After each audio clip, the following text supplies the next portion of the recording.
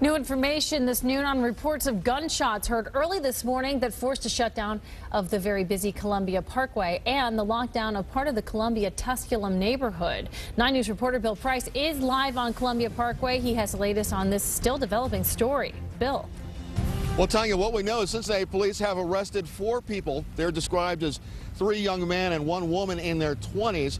And within the last hour, they've been charged with vandalism, inducing panic, and discharging a firearm within city limits. Now, this is all in connection with a real bizarre shooting incident early this morning along Columbia Parkway that saw windows shot out of at least 1 business in the Columbia Square shopping plaza, and you can see the damage that it caused.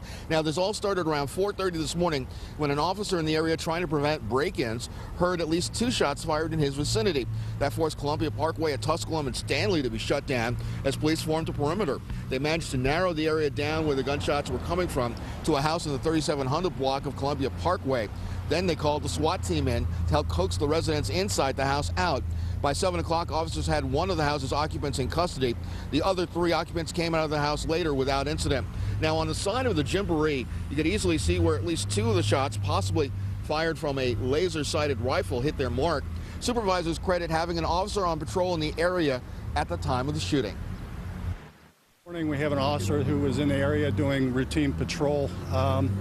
We've had some breaking and enterings in the neighborhood, and so he was just doing some routine patrol to try and deter that when, with his windows down, he heard what he thought was a gunshot.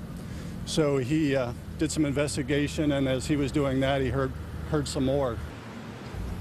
Now, even after Columbia Parkway was reopened after rush hour, officers were still inside the suspect house looking for evidence. They reportedly found several guns, but at this point are not saying whether any of them might have been a rifle.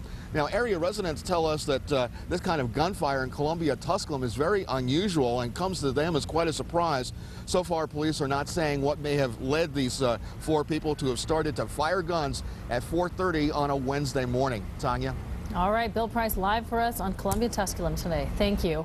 Let's show you a live